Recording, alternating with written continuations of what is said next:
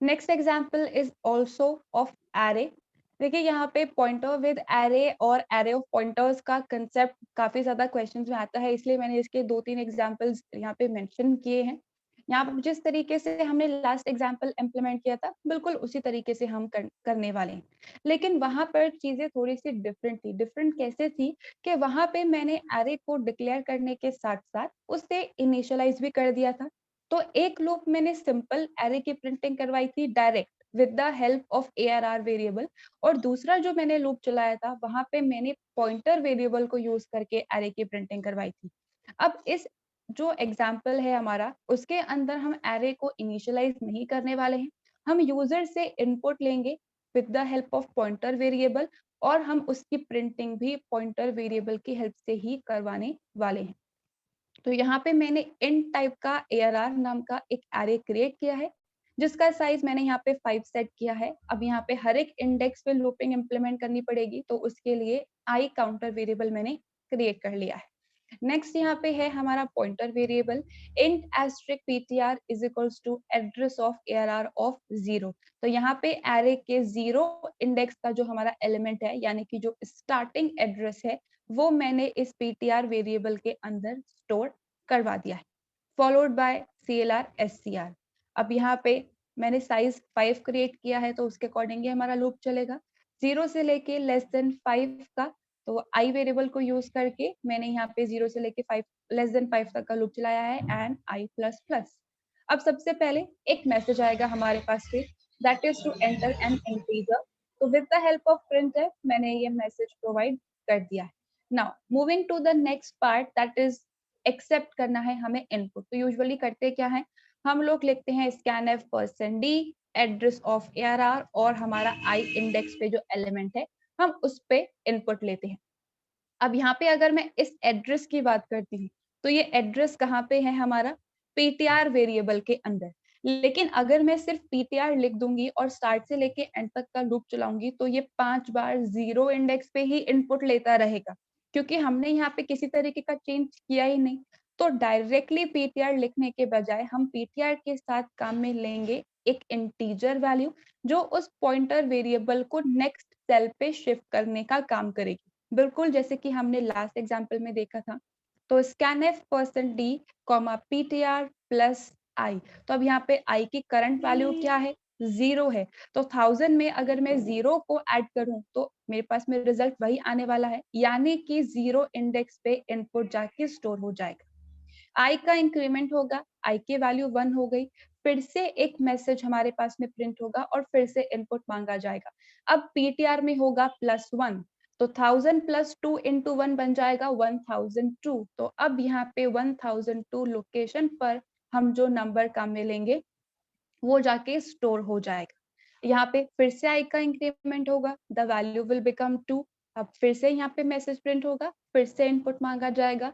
तो 2 × 2 4, 4 + 1000 इज 1004। तो 1004 लोकेशन पर अब यहाँ पे इनपुट जाके स्टोर हो जाएगा। Same goes for the next 2 element as well. अब यहाँ पे सिंपल वेरिएबल के केस में भी मैंने ये चीज आपको कही थी कि जब भी हम इनपुट एक्सेप्ट कर रहे होते हैं, तो यहाँ पे एस्ट्रिक सिंबल नहीं आता है। कभी भी अगर मैं यहाँ पे कुछ इस तरीके का स्टेटमेंट लिखूं, तो सिर्फ हम एड्रेस ऑफ और हमारे वेरिएबल का नाम ही लिखते हैं, इसी तरीके से लिखते हैं ना, उसके आगे कुछ और सिंबल नहीं आता है। तो पॉइंटर वेरिएबल जब इसी को रेफर कर रहा है, तो यहाँ पे वैल्यू एट ऑपरेटर नहीं आएगा। जब हमें वेरिएबल को डिक्लेयर करना होता है, या फिर जब हमें एड्रेसेस पे रखी हुई वैल्यू को एक्सेस करना होता है, सिर्फ तब हम इस value at operator, indirection operator या डी रेफरेंसिंग ऑपरेटर, तीनों में से कुछ भी आप नाम ले सकते हैं, हम सिर्फ तब इस ऑपरेटर को काम में लेते हैं। इनपुट लेते टाइम हम इसे काम में नहीं लेंगे, क्योंकि इसका मतलब क्या हो जाएगा, 1000 एड्रेस पे जो वैल्यू प्रेजेंट है, वैल्यू तो अभी गार्बेज है, इसके अंदर कुछ है ही नहीं, हमें वैल्यू को एक्सेस नहीं करना, लोकेशन को एक्सेस करना है, और जो वैल्यू यूजर ने इनपुट की है उसे उन लोकेशंस पे जाके सेव कर देना है। That's why we are not using value at operator. अब ये तो था हमारा इनपुट वाला पार्ट। अब प्रिंटिंग, प्रिंटिंग बिल्कुल पहले वाले एग्जाम्पल की तरह ही है हमारे पास में, लेकिन उससे पहले मैंने यहाँ पे डबल स्लैश एन दे दिया है नेक्स्ट लाइन्स को इंसर्ट करने के लिए। उसके बाद सेम 0 से लेके लेस देन 5 तक का मैंने लूप चलाया है i प्लस प्लस, और प्रिंटिंग के लिए printf slash n percent d. यहाँ पे अब मुझे वैल्यू को एक्सेस करना है, हर एक मेमोरी लोकेशन पर जो वैल्यू प्रेजेंट है उसे एक्सेस करना है। तो पहले यहाँ पे location ptr plus of i यानी कि 1000 लोकेशन, ptr प्लस 1 यानी कि 1002 लोकेशन, ptr प्लस 2 यानी कि 1004, फिर 1006, फिर 1008 लोकेशन। अब इन लोकेशन पर क्या वैल्यू है, with the help of value at operator हमारी स्क्रीन पर वो प्रिंट हो जाएगा। So that's how you can accept the input in array using pointer variable. चाहे तो सिंपल क्यू से भी दे सकते हैं, लेकिन अगर आपको क्वेश्चन में स्पेसिफिकली पॉइंटर वाला पार्ट मेंशन किया गया है तो फिर सारी चीजें पॉइंटर के थ्रू ही इम्प्लीमेंट करना है। डायरेक्टली एरे के अंदर इनपुट लेके एग्जाम्पल मत लिखना, ठीक है। तो ये एग्जाम्पल क्लियर है या एक बार एग्जीक्यूट करके बताना है।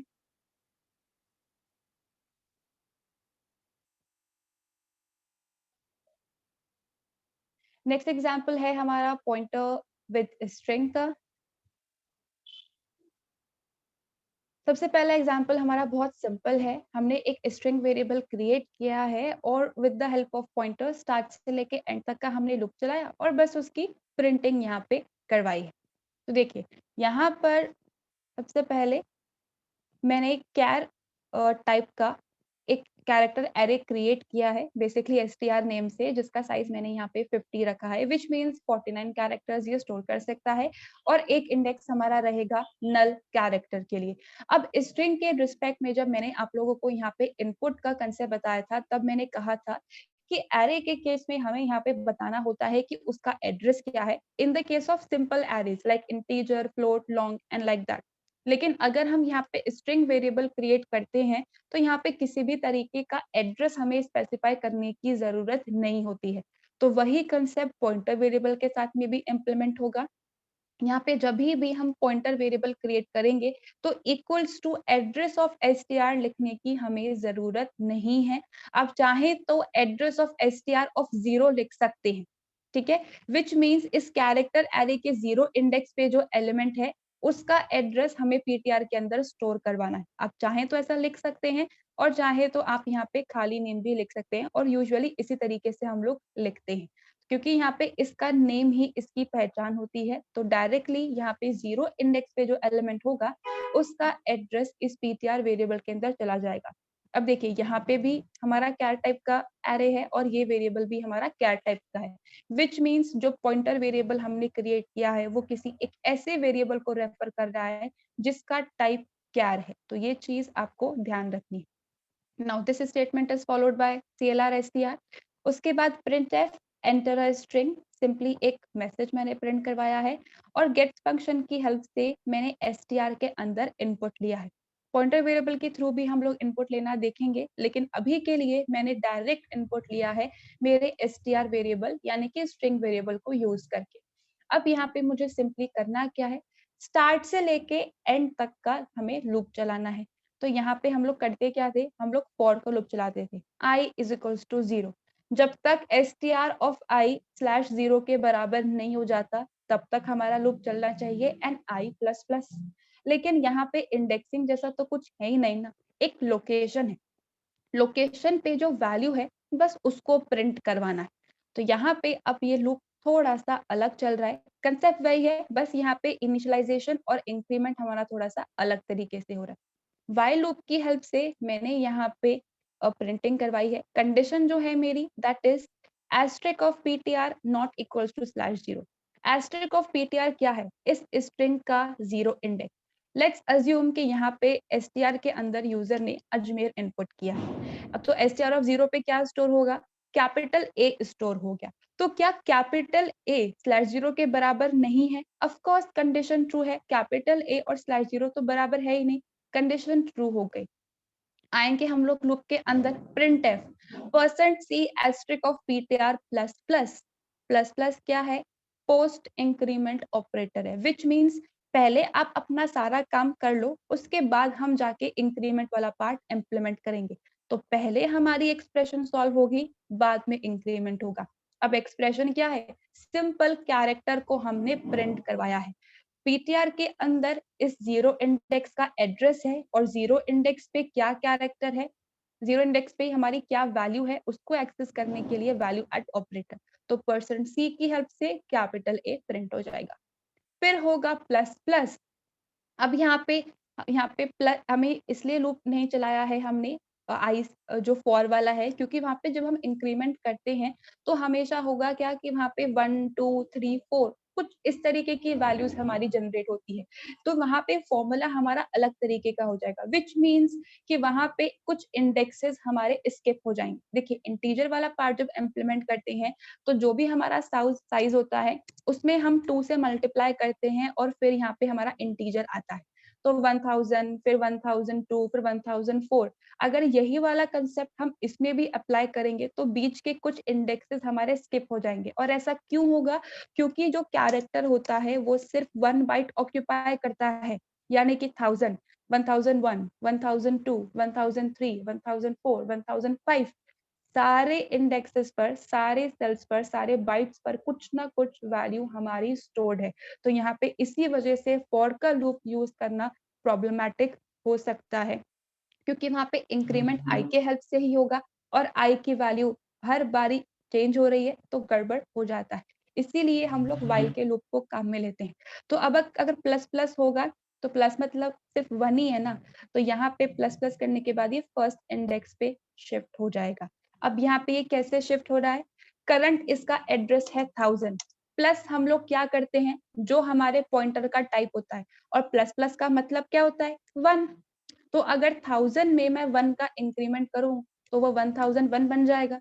अब 1001 लोकेशन पर जो हमारा एलिमेंट स्टोर्ड है दैट इज जे, क्या वो स्लैश जीरो के इक्वल नहीं है? ऑफ कोर्स स्मॉल जे कभी भी स्लैश जीरो के इक्वल नहीं होगा। कंडीशन ट्रू, क्या कर दो, उसकी वैल्यू को प्रिंट कर दो। और प्लस प्लस, अब फिर से प्लस प्लस होगा 1000 के अंदर, अब फिर से इंक्रीमेंट होने वाला है। तो जो भी हमारी करंट लोकेशन है उसमें क्या करते हैं, जो भी हमारे पॉइंटर का साइज होता है, पॉइंटर के टाइप का साइज होता है प्लस प्लस यानी कि फिर से 1। तो अब ये क्या बन जाएगा, 1002 बन जाएगा। तो अब 1002 लोकेशन पर जो एलिमेंट है that is small m. Small m क्या स्लैश जीरो की इक्वल नहीं है? कंडीशन फिर से ट्रू हो गई, फिर से कैरेक्टर प्रिंट होगा और फिर से इंक्रीमेंट होगा। 1002 लोकेशन में अब हमारा नेक्स्ट एलिमेंट पे हम जाने वाले हैं। फिर से कैर का साइज 1 ही होता है और उसे 1 से ही मल्टीप्लाई कर रहे हैं, क्योंकि हमेशा प्लस प्लस ही काम करवाया है। तो ये बन जाएगा हमारे पास में 1003। फिर 1003 लोकेशन पर जो एलिमेंट है that is small E. Small E भी स्लैश जीरो की इक्वल नहीं है। फिर से कंडीशन ट्रू, फिर से कैरेक्टर प्रिंट होगा और फिर से प्लस प्लस। 1003 के अंदर अब यहाँ पे फिर से हम नेक्स्ट सेल पे जाएंगे। कैसे जाएंगे नेक्स्ट सेल पे, प्लस करेंगे हमारा जो टाइप का साइज है मल्टीप्लाई बाय 1, क्योंकि हमेशा प्लस प्लस ही करवा रहे हैं। तो अब ये बन जाएगा हमारा 1004। 1004 लोकेशन पर जो एलिमेंट है यानी कि स्मॉल आर, क्या वो स्लैश जीरो की इक्वल नहीं है? ऑफ कोर्स इक्वल नहीं है। फिर से कंडीशन ट्रू, ये प्रिंट हो जाएगा और फिर से प्लस प्लस। अब इस प्लस प्लस होने पर यानी कि 1005 लोकेशन आने पर हमारा स्लैश जीरो प्रेजेंट है, ठीक है। और slash zero not equals to slash zero, condition false हो गई। कंडीशन फॉल्स होने पे लूप का एग्जीक्यूशन कंप्लीट हो जाता है और हम उसके बाद वाले स्टेटमेंट पे पहुंच जाते हैं। तो अब यहाँ पे तो गेट ch है, तो सारा डेटा हमारा प्रिंट हो जाएगा। कुछ इस तरीके से जो हमारा कैरेक्टर एरे है वो काम करता है। आई होप ये प्लस प्लस का कंसेप्ट आप लोगों को समझ में आया होगा, क्यों यहाँ पे फॉर लूप को काम में नहीं लिया है, क्यों यहाँ पे हमने व्हाइल को काम में लिया है। क्योंकि फॉर के केस में यहाँ पे फिर 2 बाइट्स 4 बाइट्स 6 बाइट्स 8 बाइट्स कुछ इस तरीके का इंक्रीमेंट होता है, लेकिन हमें सिर्फ 1 बाइट का इंक्रीमेंट करवाना है, यानी कि हर बार सिर्फ +1 ही आना चाहिए। किसी को इस वाले पार्ट में कुछ भी कंफ्यूजन? अब यहाँ पे नेक्स्ट जो हमारा एग्जाम्पल है वो है simple reverse of string with pointer. अब यहाँ पे सिंपल डेटा को कैसे प्रिंट करते हैं ये तो हम लोगों ने देख लिया है। रिवर्स ऑर्डर में किस तरीके से प्रिंट होता है वो अब हम देखने वाले हैं। सबसे पहले सेम वही मैंने यहाँ पे str नाम का कैर टाइप का एक एरे क्रिएट किया है, जिसका साइज मैंने यहाँ पे 50 रखा है, विच मीन्स 49 कैरेक्टर स्टोर कर सकता है और एक बचेगा नल कैरेक्टर के लिए। अब यहाँ पे रिवर्स ऑर्डर में हमें प्रिंट करवाना है, तो यहाँ पर मुझे लेंथ कैलकुलेट करनी पड़ेगी। हमने एक एग्जाम्पल किया था रिवर्स के केस में without using function, single line for loop की हेल्प से हमने लेंथ को कैलकुलेट किया था। और एक हमारा एग्जाम्पल था जिसमें हमने अलग से लेंथ वेरिएबल क्रिएट किया था और उसमें प्लस प्लस किया था। आई होप ये दोनों एग्जाम्पल्स आपको याद होंगे, दोनों मेथड्स आपको याद होंगे लेंथ कैलकुलेट करने की। तो यहाँ पर अब हमने उसी तरीके से लेन वेरिएबल क्रिएट किया है, क्योंकि एंड इंडेक्स से लेके 0 तक के सारे एलिमेंट प्रिंट करवाने हैं, यानी कि रिवर्स ऑर्डर में हमारा लूप चलने वाला है। तो उसके लिए मैंने लेन वेरिएबल क्रिएट कर लिया। अब पॉइंटर के थ्रू सारा काम करवाना है, तो मैंने चार टाइप का ही ptr वेरिएबल क्रिएट किया है जो कि पॉइंटर टाइप का है, और उसके अंदर मैंने लिख दिया है str का एड्रेस। अब चाहे तो 0 इंडेक्स का एड्रेस भी असाइन करवा सकते हैं, जैसे कि मैंने आपको लास्ट एग्जांपल में बताया था, या फिर डायरेक्टली आप इसका नेम भी स्पेसिफाई कर सकते हैं। Followed by clr str, again printf enter string and gets। अब यहाँ पे भी मैंने str वेरिएबल को यूज करके ही इनपुट लिया है, पॉइंटर वेरिएबल को यूज करके इनपुट नहीं लिया, चाहे तो ले सकते हैं। नेक्स्ट एग्जांपल में हम इंप्लीमेंट करेंगे पॉइंटर को यूज करके कैसे इनपुट लिया जाता है। तो ये सबसे पहले एक मैसेज आएगा हमारे पास में, अब जो भी डेटा हम टाइप करेंगे वो str वेरिएबल के अंदर जाके स्टोर हो जाएगा। अब यहाँ पे मुझे एंड से लेके 0 इंडेक्स तक का लूप चलाना है, तो पहले पता तो होना चाहिए कि एक्चुअली में यहाँ पे हमारे पास में लेंथ है क्या। तो length is equals to str length of str। Let's assume कि यहाँ पे यूजर ने हमें hello as a string input किया है, इसकी टोटल लेंथ कितनी है 5। तो ये जो str लेन है ये हमें 5 एज अ आंसर कैलकुलेट करके देगा, जो मैंने लेन नाम के वेरिएबल के अंदर स्टोर करवा लिया। तो दिस इज इक्वल्स टू 5। अब यहाँ पर पॉइंटर के थ्रू वर्किंग, पॉइंटर मतलब क्या, एक एक करके हम इंडेक्स पे मूव करते जाएंगे। अब कहाँ से मूव करेंगे, तो यहाँ पे मुझे एंड से लेके स्टार्ट तक मूव करना है। तो अब यहाँ पे थोड़ा सा सिंटेक्स चेंज हो गया है, थोड़ा सा कंसेप्ट चेंज हो गया है। ptr is equals to address of str of len। अगर यहाँ पे मैं बात करूं एड्रेस ऑफ str और len की वैल्यू है 5, यानी कि 5th इंडेक्स पे हमारे पास में क्या प्रेजेंट होगा, /0 प्रेजेंट होगा। ये 0 इंडेक्स, ये 1 इंडेक्स, ये 2 इंडेक्स, ये 3 इंडेक्स और ये 4th इंडेक्स। 5th इंडेक्स पे /0 है, तो /0 का जो एड्रेस है वो मैंने इस ptr वेरिएबल के अंदर स्टोर करवा दिया, क्योंकि वही हमारा स्टार्टिंग पॉइंट है। /0 से स्टार्ट करेंगे, माइनस माइनस करते जाएंगे और 0 इंडेक्स पे पहुंच जाएंगे। अब यहाँ पे जब हमें एड्रेस की वैल्यू को चेंज करना ही था, तो क्यों यहाँ पे असाइन करवाया, मत करवाओ, क्योंकि यहाँ पर जो एड्रेस का काम होने वाला है वो हमारा रिवर्स ऑर्डर के अंदर होने वाला है। तो अगर आप यहाँ पे सिर्फ इसको डिक्लेयर करके रहने देते हैं, इनिशियल वैल्यू असाइन नहीं करते, तो कोई प्रॉब्लम नहीं है, क्योंकि यहाँ पे इनिशियल वैल्यू जो होगी एड्रेस की वो वैसे भी चेंज हो जाएगी हमारी इस नई वैल्यू के साथ में। तो /0 का जो इंडेक्स है वो हमने इधर असाइन करवा दिया। अब यहाँ पर हमने लूपिंग की है, while len is greater than equals to 0। जब तक 5 greater than equals to 0 है तब तक हमें काम करवाना है। तो print f%c asterisk of ptr। तो अब यहाँ पे ptr के अंदर क्या है, लेट्स से कि यहाँ पे 1005 एज अ एड्रेस स्टोर है। अब 1005 पे क्या डेटा है, /0, यानी कि नल कैरेक्टर, तो कुछ भी प्रिंट नहीं होगा। लेन में माइनस माइनस कर दिया, यानी कि उसकी वैल्यू बन गई 4। पीटीआर में माइनस माइनस कर दिया, यानी कि उनके अंदर एड्रेस का डिक्रीमेंट होएगा, तो अब ये बन गया 1004। तो अब यहाँ पे लेन की वैल्यू 4 है, 4 is greater than equals to 0, condition अभी भी ट्रू है। तो अब यहाँ पे लास्ट टाइम पीटीआर की जो वैल्यू थी दैट इज 1004। 1004 पे क्या डेटा हमारे पास में अवेलेबल है, एस्ट्रिक ऑफ पीटीआर लिखा गया है। 1004 पे प्रेजेंट है हमारे पास में ओ, तो यहाँ पे ओ इस /0 के बाद, /0 के बाद ओ एज अ डेटा प्रिंट हो जाएगा। लेन के अंदर डिक्रीमेंट हुआ, इट बिकम्स 3। एड्रेस के अंदर डिक्रीमेंट हुआ, इट बिकम्स 1003। अब यहाँ पे फिर से लेन की कंडीशन चेक होगी, 3 is greater than equals to 0, condition true. तो अब पीटीआर लोकेशन पर जो हमारे पास में वैल्यू है दैट इज एल, वो हमारे पास में प्रिंट हो जाएगा। फिर से लेन के अंदर डिक्रीमेंट और उसके बाद फिर से हमारे पास में एड्रेस का डिक्रीमेंट।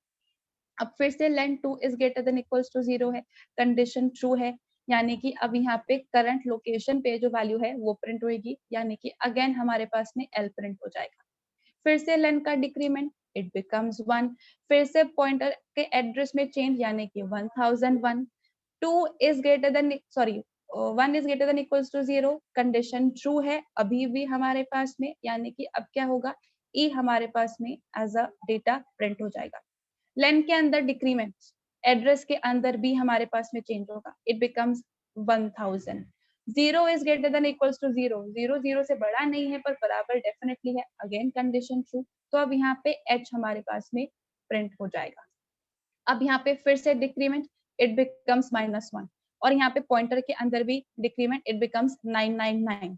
अब 0 यहाँ पे -1 जो है ना वो ग्रेटर देन है ना वो बराबर है 0 के, तो इस पॉइंट पे आके कंडीशन हमारी फॉल्स हो गई, तो हमारा लूप का एग्जीक्यूशन कंप्लीट हो गया और हम आ जाएंगे गेट ch। तो कुछ इस तरीके से आप यहाँ पे रिवर्स प्रिंट करवा सकते हो। अब मान लीजिए कि यहाँ पे आपको जो है वो इस तरीके का अलग-अलग डिक्रीमेंट वाला पार्ट नहीं करना, तो लिख दीजिए डायरेक्ट ptr माइनस माइनस, तो प्रिंट भी होता रहेगा और डिक्रीमेंट भी होता रहेगा।